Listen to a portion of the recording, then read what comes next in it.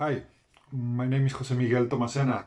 It might be odd if you are subscribed to this channel that I'm speaking in English, but I thought that making this video was an opportunity to reach another audience. This is the first content that I publish in English. Just to put you in context, I opened this channel to do my PhD in communication. So I think this is a great opportunity to hear something about my work as a scholar and also as a booktuber through this informal chat that I had last week, organized by Medium Research Group, my research group at Universitat Pompeu Fabra in Barcelona. So welcome. If you like what you see, you can subscribe and you can follow me in different social media platforms. And I hope this is interesting for you. So see you and enjoy it.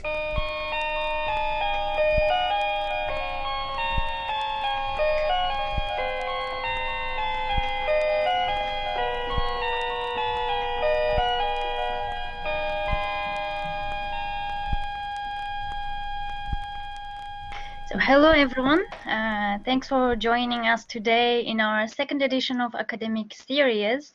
So we'll be interviewing Dr. José Miguel Tomasena. He was a PhD student in the communication department at Universitat Pompeu Fabra. He defended his thesis last November, just a couple months ago. Now he's working as an adjunct lecturer in the department, in the communication department at UPF, and he's also a research assistant at Universitat Oberta de Catalunya in the project called These Stories. And this project is about digital storytelling, social action, and creation of publics. So welcome, Dr. José Miguel, and thanks for accepting our invitation to join the second edition of this series. And would you like to add anything else to this introduction? Who is Dr. José Miguel? I'm really pleased to be here and to share my experience. And I'm also happy to be able to record this session and to upload it to my YouTube channel, because I have not published anything in English. There's like a sort of, it might be some interest for academics in other countries for my experience, and I'm happy to share it. So we'll be talking about your research on Booktube and Booktubers. Can you tell us what is Booktube and what does it mean to be a Booktuber? To put it on a very simple way, Booktubers are a type of YouTubers that use this social platform to share videos around books and around reading. It started around 2012, 2013 among very young readers. Some of them came from different fandoms, especially from Harry Potter fandoms and sort of horror fandoms like Stephen King, and also this Twilight fandom, this sort of young adult novels, vampire novels that were published in those years. And it started in the USA and in England, and then it quickly evolved and jumped to the Spanish speaking world. And so basically that's it. They are a type of YouTubers that talk about books. So you did your research on them basically for your PhD. Can you tell us in detail what kind of methodology you use? Because it's kind of the most interesting part of your research. You become a booktuber yourself during this process. Can you tell us what kind of methodology you used, and maybe just it will be an example for other PhD students who are doing research on YouTube or in any other kind of digital environment? Yes, I actually did my master's thesis also in Pompeu Fabra University about booktubers, and in my final my final paper that was like sort of the research design for my ongoing project, I did not consider opening my own Booktube channel.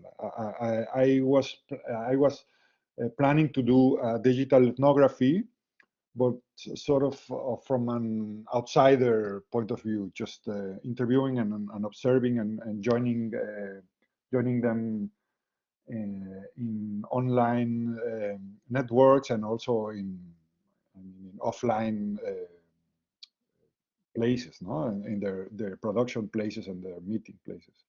So that's what I planned. And then I started sort of my field work, and then I attended to Guadalajara's book fair in Mexico, my home country. And I started contacting my first booktubers. I had already been like watching their videos for like a whole year and analyzing them. So it was in some ways strange but interesting, because I had the sense that I already knew them, but I had not met them. So in that book fair, I started talking with some of them, and then I remember that I was chatting with some booktubers, and I told them that I was considering opening a channel, and they encouraged me to do it. So they told me, yes, just do it. It would be great. At the same time, I was also reading some theory about ethnography, particularly the book by Christine Hein that is called Ethnography for the Internet, where Christine Hein shared her own experience doing digital ethnography within groups of people that share used objects that they don't need. I can't remember the exact name of the group. Free Cycle, I think it's called. So in that book, she shares her experience, and then she theorizes how in the researching like digital groups or digital networks, it's increasingly difficult to get a sense of what the field is, because there's not exact place to go, no, in terms of the traditional ethnography. So she proposes using your own embodied experience like a departure point to build that. So that made a lot of sense for me, and both things happened at the same time. Meeting my first informants and then reading this. So that's why I decided to give it a try, to publish, to open a channel. And of course, I was sort of very scared, and I was freaking out at this, when I started, because I felt very embarrassed. But when I talked with my informants, they told me, yeah, that's exactly how we feel, and especially how we felt in the beginning. But then you get used to it, and then of course I got used to it. So I started like building bridges between what theory and what I was reading, and with my informants and with my own experience. And I think that's actually the most interesting thing.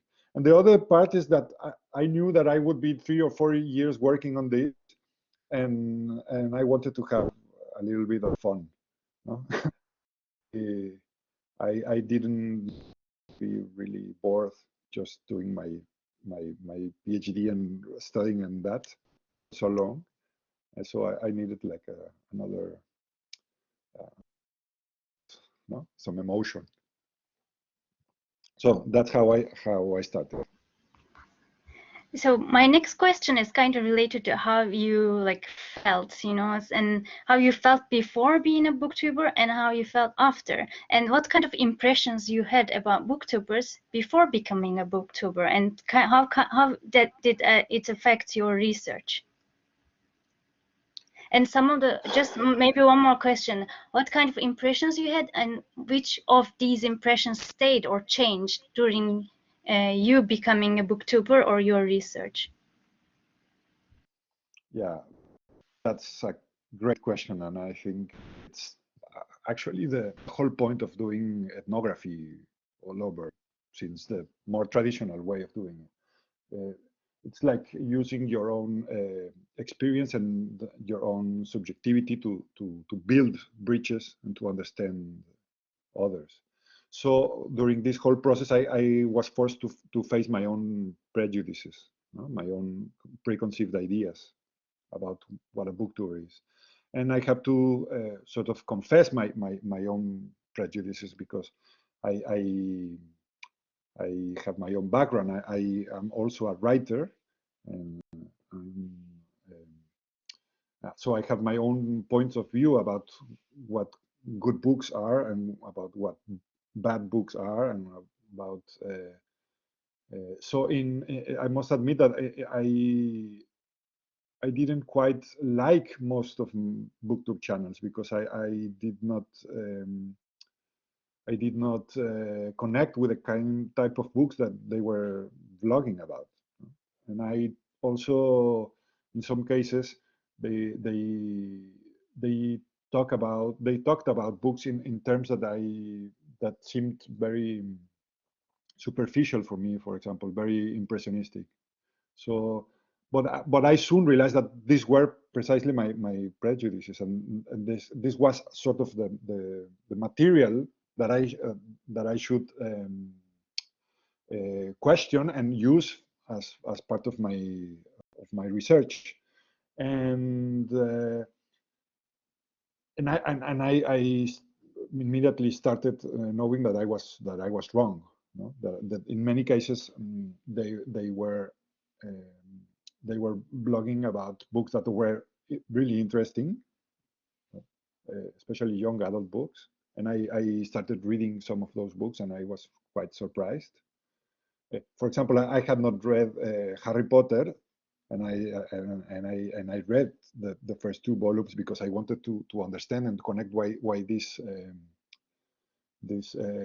cultural world is so important for many of them. For example, in some booktube meetings, they used like this classification of the um, how Harry Potter's houses to classify where they belong. No, for example, I'm from Slytherin and I'm from this house, and I didn't understand what was happening because I had not read Harry Potter, and so I read it and I found that the books are great, and I also read other things. Mar is telling that the Slytherin rules, and no, I had not even seen the movies because no, it seemed to it didn't interest me quite because I was in other areas.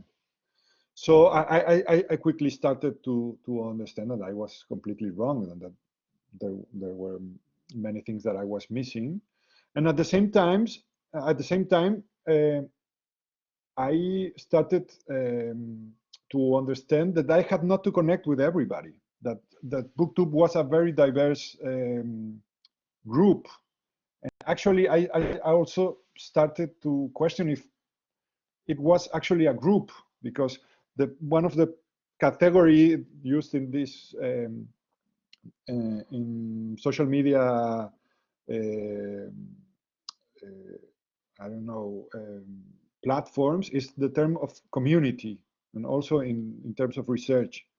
And I started to question this concept. I don't know if Booktube is a community because we do not all share the same values, we do not all share the same tastes, and we don't agree necessarily, and there are stronger disputes within it.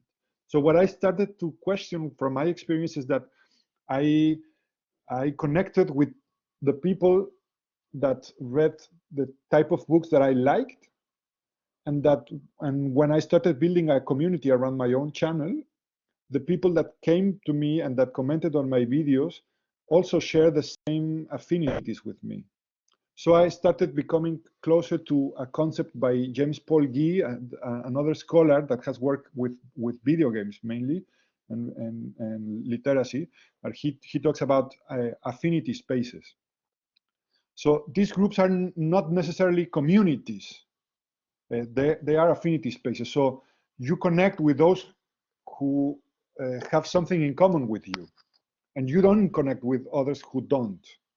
So I started thinking about how sociality is structured within Booktube. And that happened actually because I had these troubles and these questions that I had to ask myself all the time.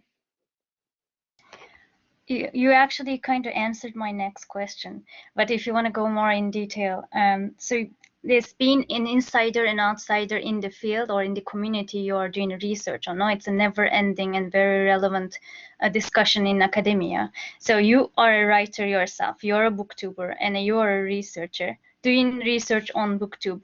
What kind of negotiations of positions and reflexivity you had during the data collection and data analysis? Not only the analysis maybe, but during the data collection too.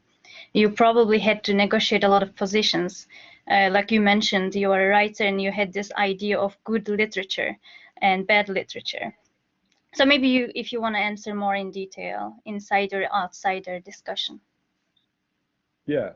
Regarding the discussion about good literature or bad literature, or good books or bad books, good taste and bad taste, high culture and low culture, legitimized culture and popular culture, all these discussions were in some ways the kind of topics that I was always facing.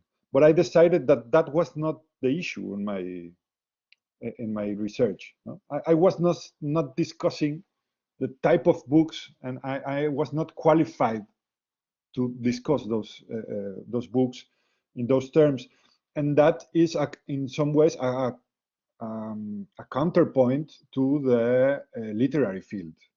The literary fields, and I here started using the work of Pierre Bourdieu, the French sociologist who studied the cultural fields. He described that the whole literary system is built on the discussion about aesthetic qualities, about books, about culture. So that's why writers and critics are always fighting around what is good literature and bad literature. So I had to put these discussions aside and put my own prejudices aside, and to understand the social world of booktubers in a deeper level. No? Why are these guys so popular? How do they build this community? How do the audience see them? So I started to work on that, and it actually popped one time and another in my research, but I had to put that on aside for a moment. I don't know if I have answered the question, but you can ask me more. So you mentioned that you were reflecting on if the Booktube is a community and there were some disputes. What are these disputes? Like what kind of conflicts they have in the Booktube community? There are different types of conflicts. There's a level that is built on the most basic human conflicts, about friendships, about love, and whatever. For example, some of them very, very young booktubers started in Mexico when they were teenagers. They were still in high school, or others were starting their first years in college. And of course, the things that they were living were related to that that age. No? For example, they started to connect with other booktubers from other countries and from other cities, and they started building friendships. And then some of these friendships broke apart. Some of them fell in love and then broke apart. So there's like a human component of that. And so there's a lot of, they say, like Booktube gossip, like chismes de Booktube, that are continuously popping up in the videos and the communities. So it's, I have not gone deeply on that, because some followers and some fans of these Booktubers are like exchanging comments about if someone is still friend with the other one. That's one level. And then there are other deeper levels. I have found that there are two crucial conflicts. One is their relationship with publishers. Some publishers started giving them free books in exchange of reviews and sort of visibility. So, and some booktubers published videos accusing these other booktubers of like selling out, no? Like one of them published a famous video calling them prostitubers, like accusing them of faking love and passion for money. It was and so there were like bigger disputes about it. So that's one issue that is continuously discussed. And the other issue is related to their motivations and what happens when popularity increases. So that's that became one of my main focus of research. I was coming from this concept of participatory culture by Henry Jenkins, a very optimistic point of view. But I started to see conflicts between these like motivations, participatory motivations, and others that were related to online fame and to online exposure. And some of these booktubers, a few of them, but are highly popular and highly they have a very strong communities that really love them. I have seen teenagers screaming in book fairs for a certain booktuber as if he was a Beatle or a pop star. No? And I saw this guy who is from Monterrey, like waving to his followers, and these teenagers crying. No? So there are really strong motivations there. So what I have found is that when the popularity increases,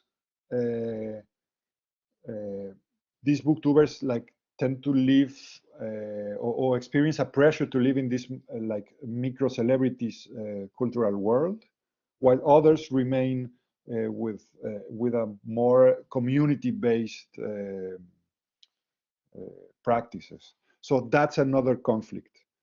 And the limit of that conflict is expressed when some of them are accused of not being a real booktuber, because some of them started like doing other like YouTube genres like reactions or challenges, or even they did this sort of video genre that it's all over YouTube, like tasting candies from another countries, no, for example, or challenges or tags, or these kind of videos that were related to other kinds of YouTubers. So some of them accuse them of betraying the real passion for books because they just wanted more views and more subscribers and those kind of things. Thank you. And by the way, the participants can just join in, unmute themselves, and ask questions. I'm sure there are a lot of burning questions, so please join in and involve in the conversation. And Mar just wrote a comment. There's a whole discussion on the notion of authenticity when they become bigger. Yes, of course.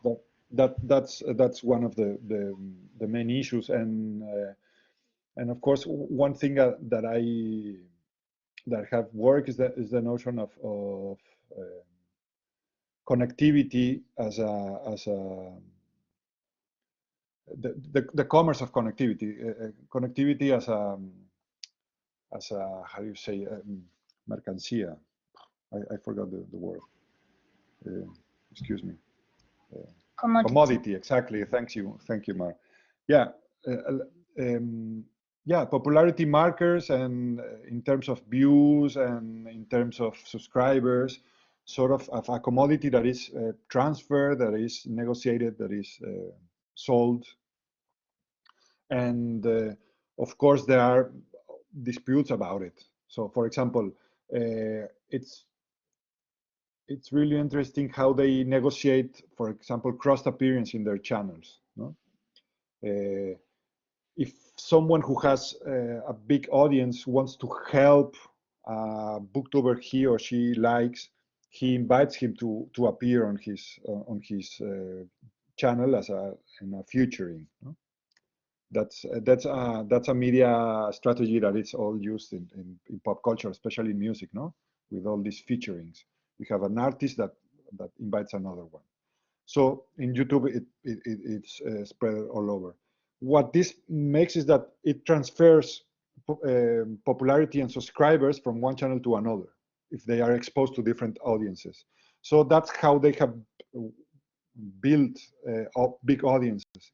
And of course, this is a strategy used in, for example, in esports and video game crews. No? For example, famous gamers invite other friends, so they start like helping each other to build, to grow their audiences.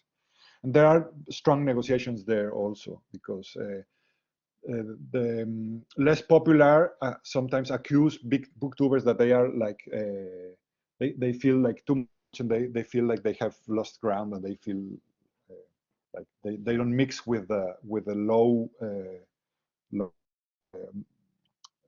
subscribe booktuber. And the other ones tend to suspect that they are always trying to use them just to increase their number. So there are these like symbolic battles all over all the time. And where are you in these conflicts as a booktuber? What kind of strategies did you have on YouTube to maybe gain more followers? Even I'm asking you not as a researcher but as a booktuber. I just wonder. I actually gained a great amount of subscribers when I appeared on a video by a Peruvian booktuber. It's called Este Bicho.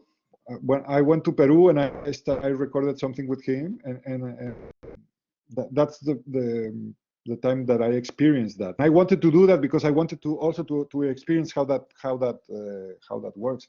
And in the interviews, for example, a Spanish booktuber told me that he grew really fast just because Fa Orozco, the most popular booktuber in Mexico, the queen of Booktube, mentioned him as one of his favorite Booktube channels on a video. He said it was crazy. No, this girl just mentioned me, and I started receiving thousands of followers just because she said so. So it's really interesting how this influence is built. And even when Booktube is a small niche of YouTube compared to other mainstream genres, it's really interesting to see it as a case where you can study how these power dynamics work, and how they are built. That's why I think that my story is just a case that allows us to understand on wider terms how participatory culture are mixed with all these with this power and economic systems that are building online online popularity and online celebrity. Speaking of the participatory culture, Joel has a question. Is the participatory culture among Booktuber Affinity Space active or passive?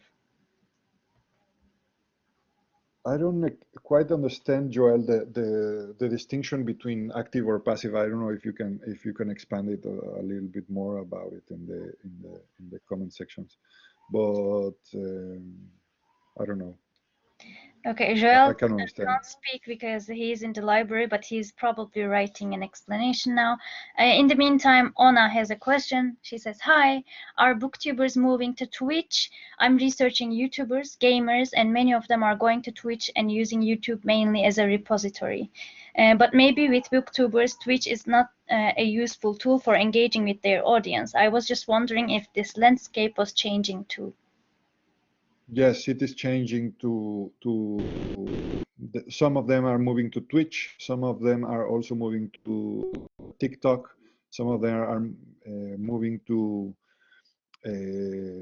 Instagram. There's like a heavy movement of bookstagrammers, and I think it's because it's easier to edit and to process to produce. No, there's not a lot of work in terms of editing. That it's the most the most challenging part in terms of technical abilities that booktubers have to learn. So it's very immediate to do a live streaming, and I think that's a tendency in all the platforms. And I also have experienced that how YouTube is as a platform is also adapting to that and offering creators other facilities that Twitch and other platforms are giving them. Exactly, they are building a lot of facilities for YouTubers to transmit live on the platform. I have not used live, but I will do a live next week because I also want to try it. And they are also introducing this sort of super chat monetization schemes where followers pay directly to the creator. So YouTube is also changing because the whole ecosystem is changing really fast. And I have also found that the booktubers feel in a very weak position against the platform because it's always changing the way its algorithm and the search engines are working. So they feel like they are building like a personal brand or a online presence that and they don't have full control of it. So they are like diversifying in the platforms where they are moving.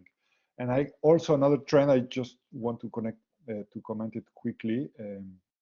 I have found that some of them are moving to this Patreon and subscription models and building big like book clubs. So they are, for example, starting to read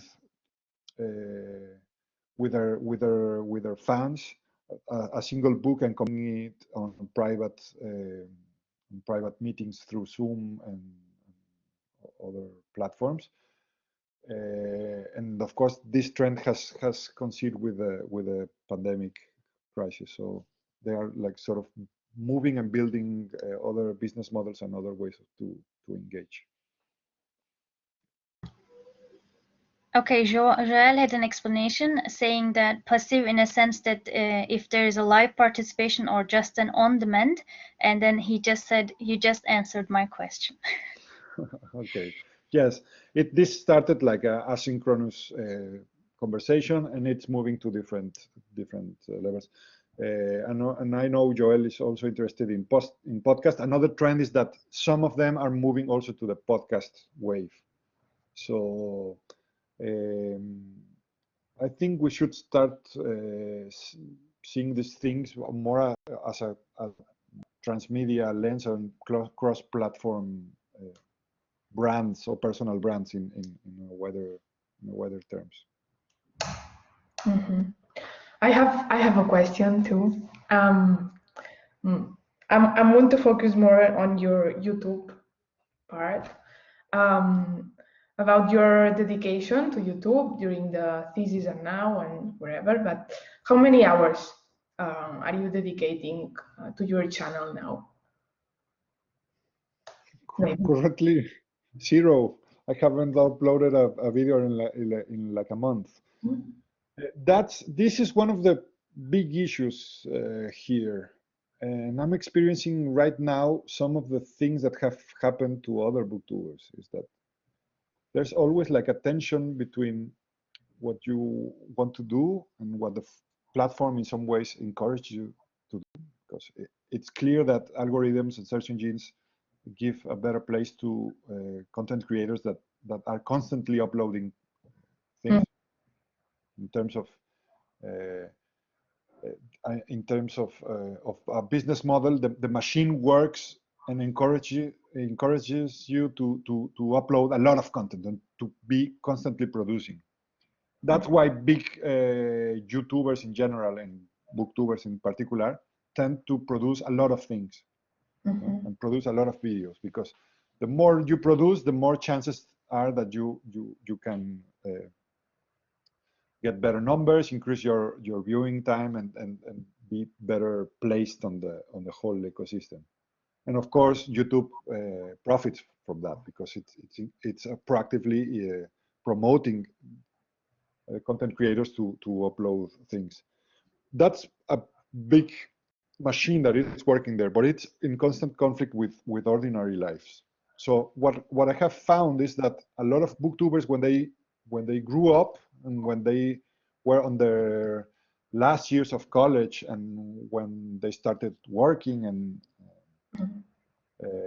being less dependent on their parents, that maybe when they were younger supported them and bought them books and whatever, they start struggling. So that's why many booktubers have abandoned their channel or moved to other platforms quicker to use or easier. And just a few of them have been able to remain this on a professional level. I must say that from my my sort of research directory, I have identified like almost 500 channels, Booktube channels, and only about 20% of them or less are profitable on a low level. You need to have a lot of numbers to start to participate on YouTube's economy, and just a few of them are able to do that. The most of them are out of the economic revenue systems. They simply don't. So a lot of them have quit and have, and the same. I'm experiencing actually the same, because I would love to upload more videos. I want to upload more videos, but I have a lot of work, and I have to teach, and I have to research, and I have to take care of my kids, and I have to do a lot of things. So I don't have time, and no one is paying me for this. So what happens is that it's and the effect this has is on a long term is that it polarizes the type of creators that are able to live from these platforms and to have a decent life, and the majority of content creators do not make it. So it's like a big space for precarity and for exploitation. There are a lot of scholars that have been researching in this line. I especially like the work of Remedios Zafra, who is a Spanish essayist, feminist scholar that has been working on this, on the notion of how your enthusiasm for doing passionate things enables others to profit and to exploit you, and how you auto-exploit yourself through this participation. So. We have another question from Karen. Sorry if I'm mispronouncing your name. I have a similar question. I'm wondering if you have ever felt tensions or any conflicts between your job as an emerging academic and your evolving role as a booktuber, with all the things that implies. If yes, how do you manage them? I manage them as I can. I don't know exactly, but of course I feel this conflict because basically my time is limited and I don't have enough time to do all the things that I want to do. And in the long term, I aspire to be a writer. No? That's what I wanted. If I had to choose, I would choose to write novels. That's what I want to do in the long term, but I don't have to do so. I started a PhD to become an academic, to become a professor, to get paid better, to do my work, you know, the same type of work that I was doing in Mexico, teaching basically. And of course I like it, but my long-term I would say vocation or what I really want is to write. So I have to fight for time for that, and then in some ways also opened this door of having a presence in YouTube that has given me a lot of things, and I don't want to quit because I am also seeing that the way the publishing business and the publishing field is evolving. It's really valuable, these things, and I have actually worked and studied that, how booktubers relate to the publishing field, and how this connectivity, this sort of social capital that we accumulate in social media is highly valuable for publishers, because the book industry publishes a lot of books and is not fast enough to promote them. So we are all like flooded with great books and a few time to read it. To read them. And I also have another question. Do you have a booktuber reference or reference? In terms of, I don't know if I am understanding the booktubers that I like. Yeah. Follow for you as a booktuber, as a researcher, yeah, as a reader. Yeah, there are many YouTubers booktubers that I really liked. For example, I admire Fa Orozco. She's the queen of booktube. She's really she's really great, and she has been a very generous person in terms of what I have heard. I have not been able to interview her, but she's great, and I really love what there's like a collective of feminist booktubers in Mexico called Libros Before Tipos. There are like 14 or 15 booktubers, this collective, and I really like what they do. I actually published a video with them in my channel, sort of interview. You can look at it.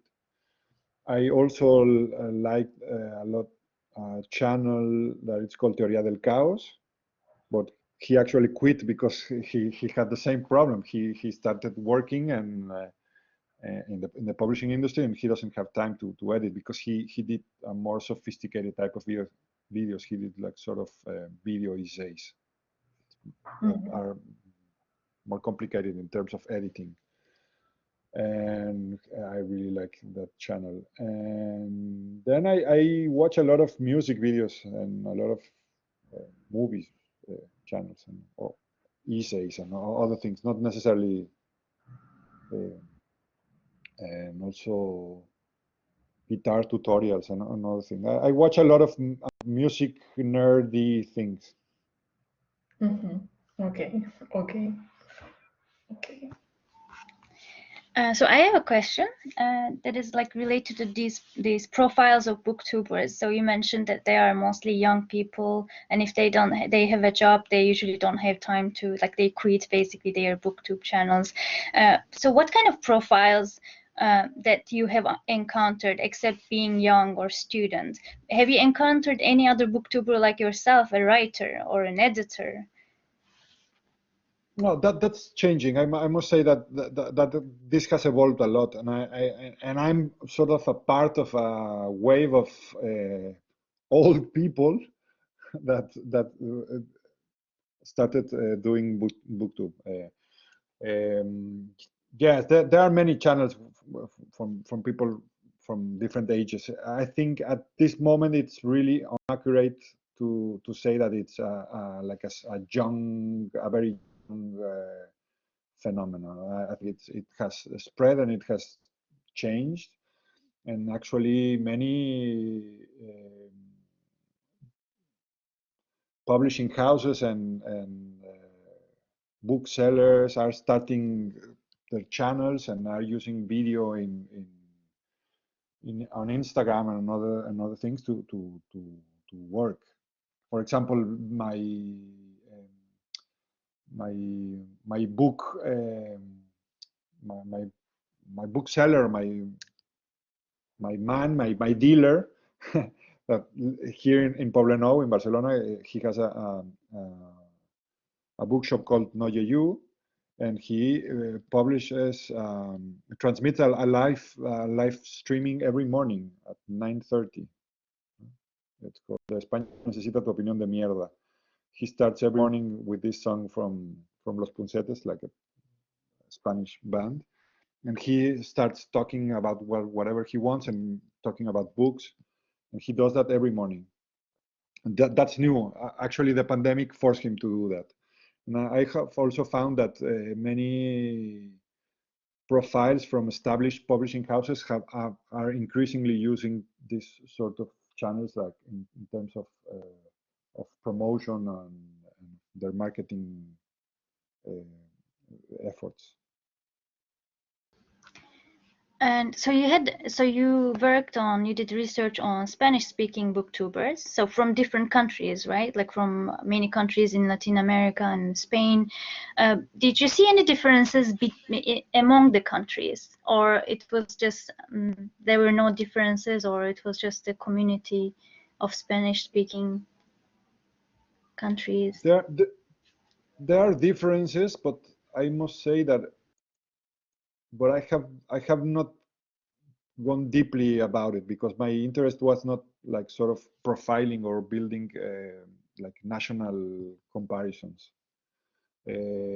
I I have found that the trends are global in terms of, for example, of genres. Basically, what and I actually built a whole chapter of my thesis about it. Basically, in terms of audiovisual production, YouTubers are like working on genres that come from other YouTubers, like for example, challenges, tags, reactions, uh, reviews. No? In the case of reviews, I must say, I must correct myself. Other genres that don't come from YouTube, that come from television, and that in some cases come from radio, and that are really old. For example, the review is a genre that was not invented in YouTube. It has a very long history. So what they did is like building and adapting those generic sort of those genres to the theme of books and reading. It's sort of a thematic adaptation, but it does not. They have not like built something completely new. No? It's like an evolution of that. But compared to traditional literary criticism, because we are saying the media subject is like a common reader. It's not like an academic, an expert, or someone who who has studied a lot about literature. So they are always talk about the right for ordinary readers to talk about what they love about.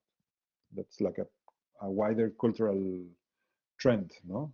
For example, we can see that in consumption.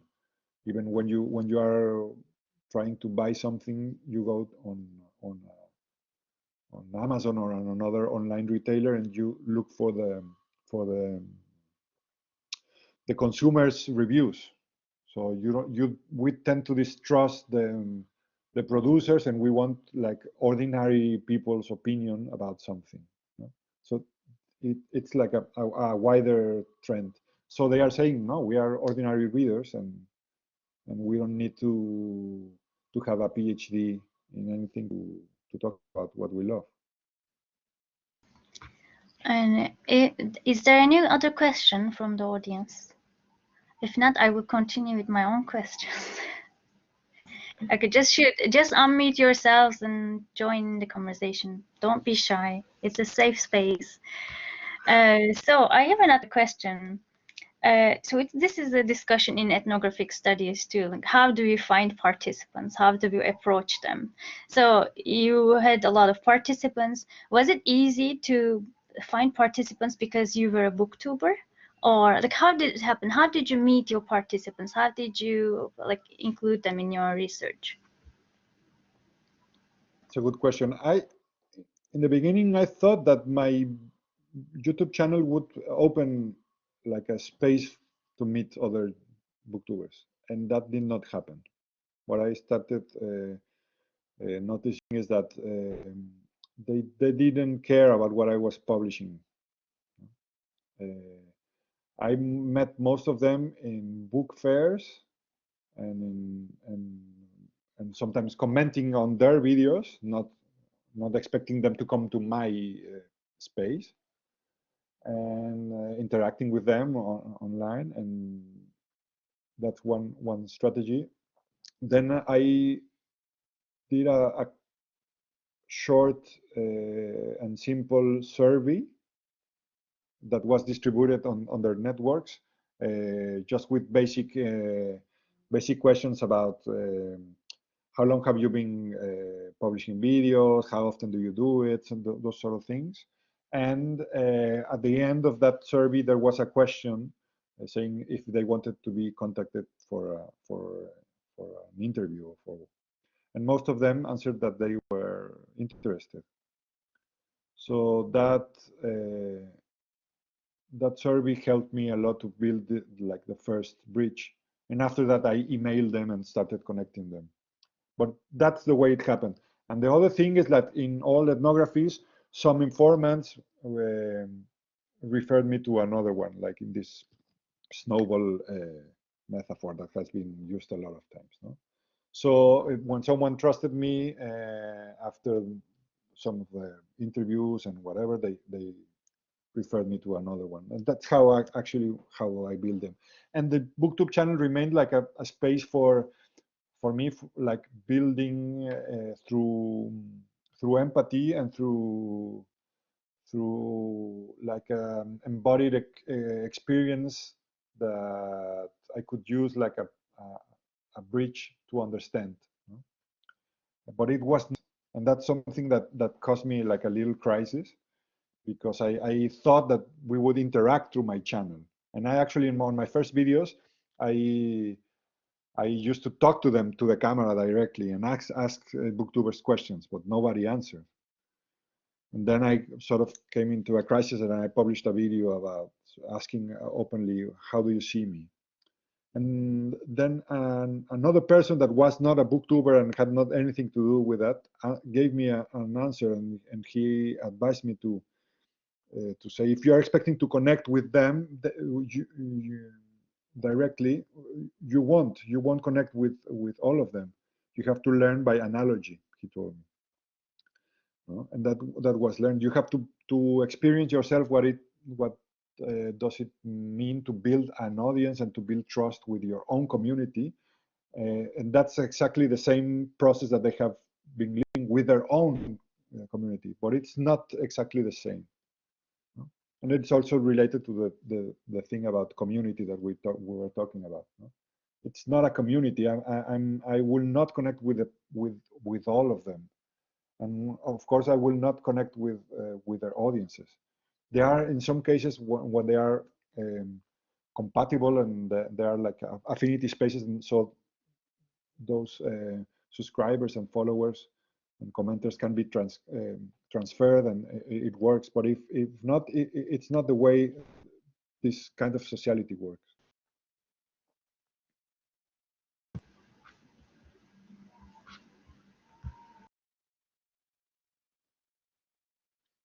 Okay, thank you. Maybe Tucci's the connection is gone, but I don't know. Yeah, it might be possible I lost her. Yeah, I have another question for you. Let me check because I have right here. What is your recommendation as a super booktuber for someone who wants to start one channel or something with YouTube? I don't know in which terms. It depends on how. So in terms of academics, I understand that we are talking to academics. What I would encourage is to have like a participatory approach, and to actually do what your informants are doing. This is not new. For example, before I used YouTube, there were researchers that studying YouTube that used YouTube. And before that, there were like media researchers studying blogs, written blogs, that opened a blog to engage with others. And before that, there were like researchers that were researching, I don't know, online photography and online communities of photographers in Flickr or that opened their own profile and uploaded their own photos. It's part of the way it has always worked for digital ethnography. So in terms of in your case, for example, I know that you're researching video games, so I encourage you to use your own experience as a gamer and using your own online and offline interactions and your own your own experience, embodied experience, to build like bridges to understand others. That's how I translate the I know in the long term the ethnographic paradigm of researching. It's like embracing your own subjectivity and your own experience as a way of learning. And of course, it's not enough, because ethnography or autoethnography is not about talking about yourself or describing what you do. Just like using your own experience as a departure to understand others. That's how I understand it. Okay, thank you. Sorry, I got kicked out because of my internet, but you continued. That's good. So are there any other questions from the audience? Any other questions? So maybe you can mention your recent research. Do you continue working on Booktube, or do you do other research that is connected somehow? I'm actually at the moment in the process of publishing the results of my research in journals and papers in this process of talk. Another advice I can give you for going PhD students is to start doing that before your final submission, because the timing is really slow, and after that it's good to finish your PhD with a small but decent publishing record. And I did not do that, and also use the COFRE resources, the money that it's put there to translation and to correction for papers. I did not use it all the time, and it was a mistake. Now I would love to use that money that was there for me. And so I'm publishing that, and I'm starting to expand to different areas. I like have three areas or three directions in which my research could expand, and I don't know which direction it will go. The first one is in terms of education and media literacy, the application of Booktube to ongoing formal and informal learning spaces. It has been important for me. I have been invited by Portugal's National Reading Plan to work as an external advisor for a specific project about writing and reading practices for teenagers. So it has been a surprise and a very nice experience to expand this dimension of my research that was not originally grounded on media literacy to that field, and it's great. The other one is I would also like to expand this to other reading practices, to other online reading practices, sort of like what we were just talking about, what's happening on Bookstagram, what's happening on Goodreads, that it's a social network for readers, what's happening on Wattpad with the fan fiction writing and those kind of things, and of course what's happening with the live streaming scene that it's growing increasingly important in Twitch and in other, and in YouTube also, no? Because YouTube is also changing. So that's another. And the third area is to expand to other comparative studies in YouTube, to other thematic areas in YouTube, or to other areas of YouTubers and other type of content creators. That's fascinating. I'm in some ways like really a YouTube nerd. I'm fascinated with the platform, with its complexities, its debates, and how it works in different terms. So I think I could become a whole life YouTube nerd. Maybe you would like to give some advice to the PhD students, except publishing or like COFRE, but like maybe about methodology or theoretical framework that usually like when we start our PhD projects, we struggle with a lot of questions. No?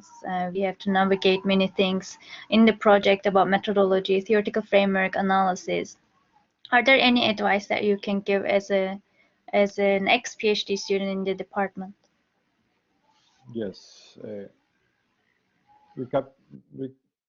recapturing, use the COFRE to go to academic meetings and to do that, publish if you want, work with co-authors and with others to do that, and embrace like a participatory approach to your research. That's something I was also telling before. Whatever you are studying, try to get an insider point of view and to put yourself on an insider position. It's really rich. It's more fun also, I think. And we should all have fun while we are working these things, because it's hard. And another advice that Noemi Lugo gave me when I was starting my PhD is if you're coming with a master degree where you have worked on the same theme, or you have already worked on the design of your research, start your field work as soon as possible. Don't overthink what you are going to do, because you have already, if you're coming, in my case, I came from the master degree. I already have read and watched a lot of things during 1 year. So I was, even when I was not theoretically and methodologically on a perfect shape, that's impossible. I was pretty ready to do that. So he told me, just do it. Start quickly your field work, and during your field work, you will still be reading other things, and so you will be jumping from empiric work and data to theoretical time, and that makes the whole process richer. Okay, are there any other questions from the audience? Maybe we can finish with one question. Julia, Joel, Ona, Karen. I don't have any more questions. Maybe we can end to one last question that I have. Mostly, like, this is the conversation now in every talk I've seen. How did the pandemic affect you, your research? And you were actually in your last year during the when the pandemic started, right? So how did it affect? I mean, you were writing, but still, I'm sure there were a lot of issues due to the pandemic. Yeah, the main issue was psychological. I had almost finished my PhD thesis, but I still had to write like 1.5 chapters and the introduction and the conclusions. That's so. In terms of words, it was most of the work was already done. So the difficulties was a generalized difficulty that I was living with my family, with my kids here, and I have small kids, and they need a lot of attention, and we were like in a very tense environment, and I was also teaching classes, so it was like a lot of work and a lot of stress during the pandemic. So when I submitted my research paper, my dissertation, I sort of felt free, no? And that was before summer. So after that, I felt already free. But yes, those moments were hard. I mean, they were not different as many others. This kind of situations happens to every person, to everybody, no? It's not, and I was not in the middle of like a field work or whatever. Julia can share that experience because that she was on a very different situation that changed completely the logic about her research project. But in my case, it was almost finished. Yeah, the big issue was the field work. As you said, the first years are key to do the research field and forget about it, and then dedicated time to analyze and write, because I think the most important part is field work, and do it with time, with patience, and yeah.